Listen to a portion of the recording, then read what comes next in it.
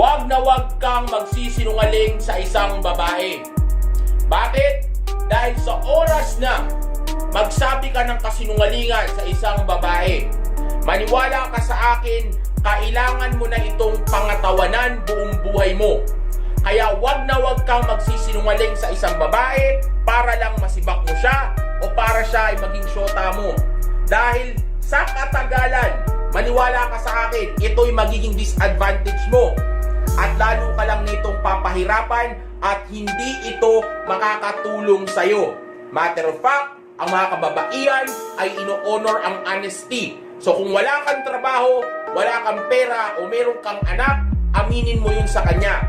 Dahil ang tunay na high value na babae ay kaya tayong tanggapin kung sino tayo talaga. Oo, madalas kong sinasabi na hindi tayo tatanggapin kung wala tayong napoprovide. Kaya nga kailangan aminin mo ang totoo